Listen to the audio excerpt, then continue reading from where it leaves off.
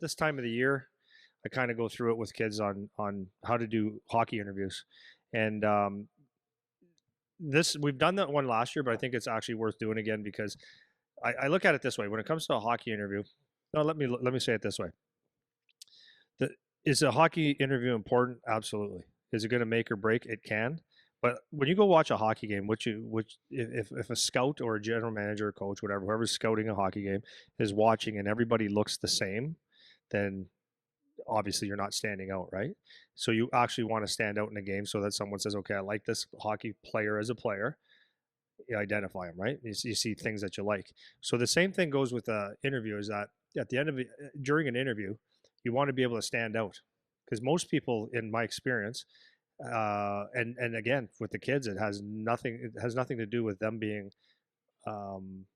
not smart. It's just they haven't been experienced with this. So what you want to do is you want to go into a interview, you want to be able to stand out, have some intelligent answers, have some thought, make it look like you have a brain, and make it look like you have some knowledge about yourself, the game, the league you're going to, some goals, and just that. So the point is at the end of as much as they want to like you on the ice, if you can impress someone through a conversation, then that just increases your odds to be a player. And this is a good exercise, even if you only get one interview or none, to understand yourself as a player.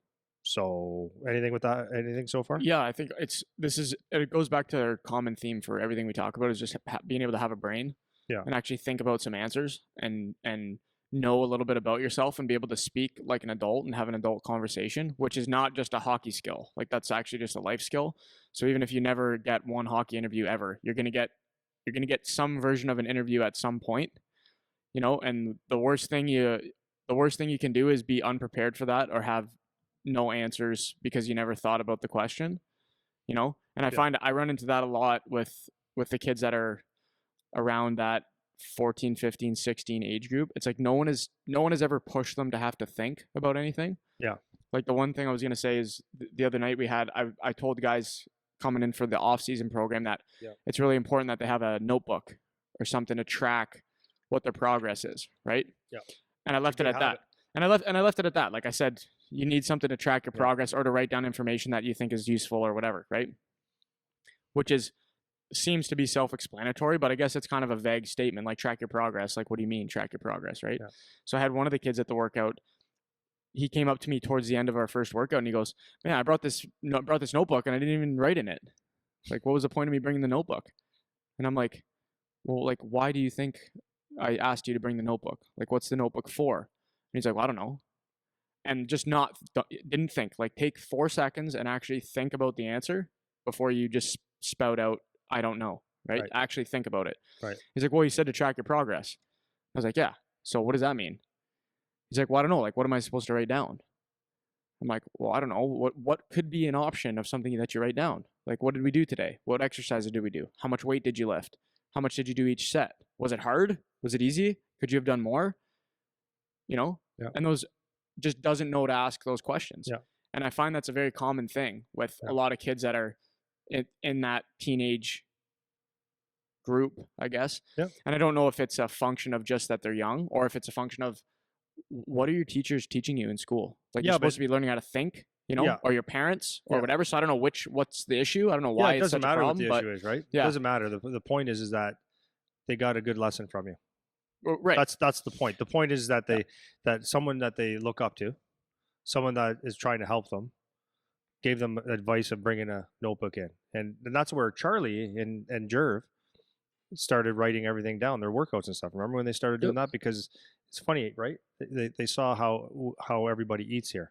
Everybody eats green, healthy.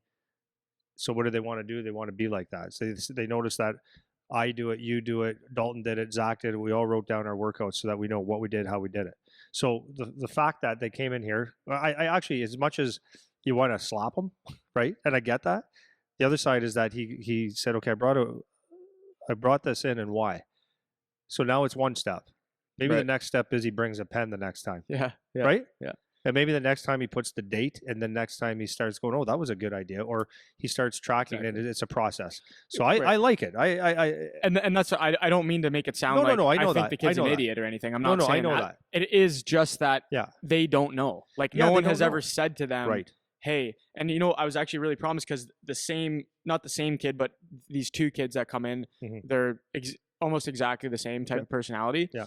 And so the one kid was asking me about the notebook thing. The other kid messaged me the other day and he asked me a really good question about his workouts. He was just like, hey, do you think working out with you 4 times a week is enough?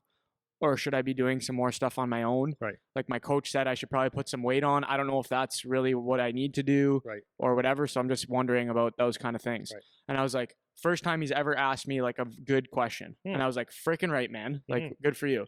So yeah, definitely. I don't want to make it sound like your kid's an idiot if he doesn't know what to ask. It's they just don't know what to ask. Yeah. They haven't been in the position where they need to do the analysis yet. Right. Yeah. So that's what I wanted to say about this. The interview thing is an example of that, but the broader principle to take out is just that ability to think about things and analyze yourself and come up with good answers when someone asks you a question, So that's all I got. Yeah, but I love it. You open the door for the young fella to think. Yeah, that's right. And he will make progress on that, guaranteed. So that's good. So the first thing is qualifier when you get your first interview or you get your first call, a Zoom call, face-to-face meeting, whatever it is it's most likely intimidating, especially when you're 16 years old. Intimidating for a couple of reasons. One, because you're so excited that a team's excited about you or wants to talk to you. So that's like validation that I did something well.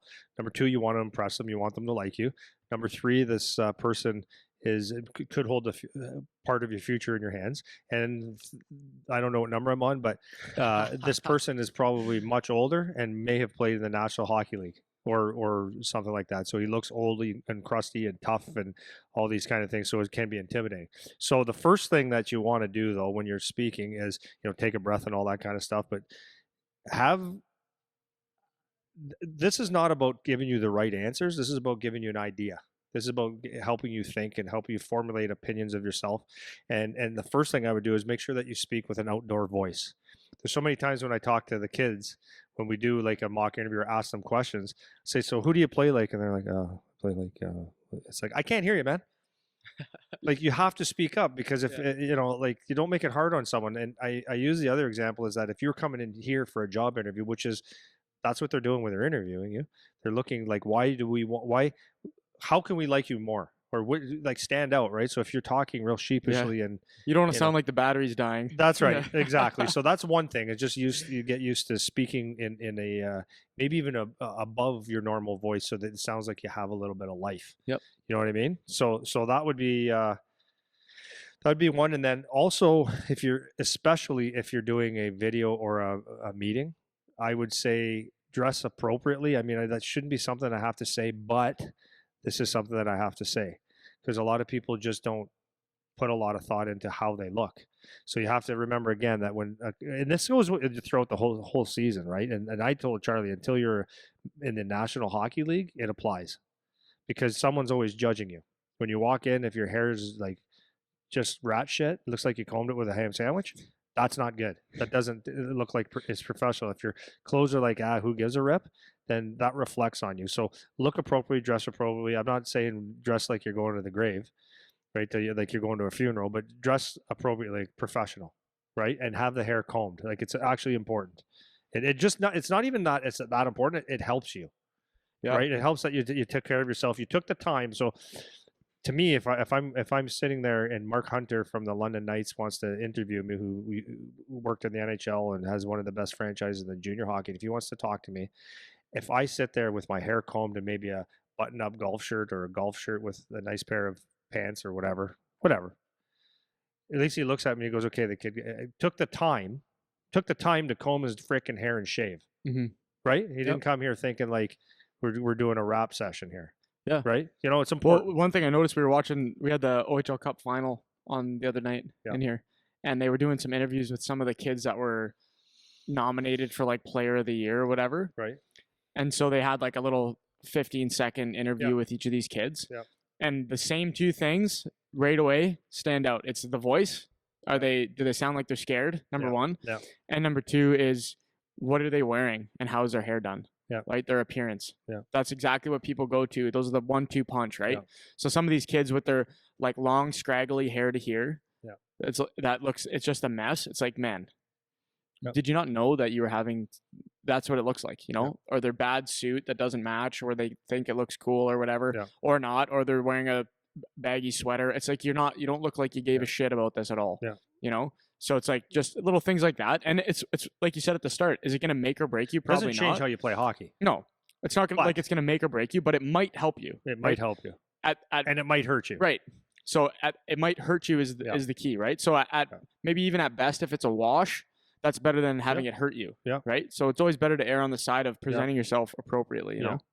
And the last little point before I get into this is understand when they're calling you, they're interested in you. Right. So it might be a little bit, might be a lot, but they're interested in you. So they want to know what makes you different or why they should draft you. So don't forget that. Like why should we draft you and the reason I say that is because a lot of times I was asking a player the other day about why. Yeah, he said he told you that he liked to block shots. So I said, what makes you different? Why should we draft you? And he goes, and he couldn't think of anything. I said, you told Eric the other day. I said, don't you like to block shots? He goes, oh yeah. I said, okay, dude. Yeah. How many guys go into an interview and say, I like to block shots? Yeah. If you say that and say, I actually like to block shots, like I like it, that changes everything. That's a game changer. Yeah. There's how many coaches and GMs hear that in an interview? That's right. Right? So I said, you say that. You tell them exactly, because they want to hear the things like everyone says I'm a 200-foot player. Yeah, everyone says that. So you say something like that, it's like, okay, do you actually really? Let's talk about this. I guarantee it. Yeah, you know, sure. Make them laugh. You get their ears will perk up. Yeah, right? That's it. So are you going to go into the questions here? Yeah, in a sec. You got one more? Because I just got one more thing before you get into the questions. Go. So the two pieces of advice just going into the questions that I want to make sure I reiterate because you touched on it before. Number one is there's not a right answer. No. That's number one that you got to keep in mind. So this episode is not giving you the right answers. No. Like that's not what this is. Because if we do, if they teams interview all the people that listen to our podcast and it's the same answer, then that's not good either. Yeah, that's right. Right. So it's going to be individual to you. So that's number one. Tied in with that is don't bullshit. Yeah. Right. So say things that are actually accurate to how you are as a player. So for this kid, that if he goes in there and says, I like to block shots, he actually likes to block shots. He's not just saying I like to block shots. It's like he actually likes it. It's not that I block shots is the right answer. Yeah. It's that he wants to actually do that. It's part of his game. So it's not about bullshit either. That's number two. And then the last thing is when you're doing an interview, treat it like a conversation, not like a test. Yeah. That's the last point. That's the last piece that I'll try to make, because you want it to be as naturally flowing as possible, which is hard to do when you're a kid, obviously, because it's such an intimidating thing. But the more you can make it sound like you're talking to your parents, the more comfortable it's going to be. Yep. So if you're thinking that you're being tested the whole time, which in a sense it is a test, so I can understand that thinking, but it's more a conversation than a test. So think of it as I'm just having a conversation, not I'm taking a test right now, you know? Yeah, so that's what I'd say. And some of them are very difficult. Yeah, very difficult, and they put the pressure on you. I've seen it with my son, and some of them are like they feel for the kids, so they kind of guide them along and they try to help and they're nice, and it's the way it is. But nonetheless, even if you don't get an interview, this is a great opportunity for you to kind of think about your game and what you're all about. And I mean, it's an excellent exercise, and to be able to express it. It's a great chance for you to perform under pressure, because this is a sense of pressure. You're talking to an adult that is interested in you, and you're asking you difficult questions, and it's a great way to show that you're actually prepared to step forward to the next thing. So anyways, most often kids don't give the greatest answers. That's why it's important to actually run through some of these with someone that can ask you some questions and maybe guide you, help you with some of your answers. Very, very important. And then just don't be vanilla, and like you said, be as honest as you can.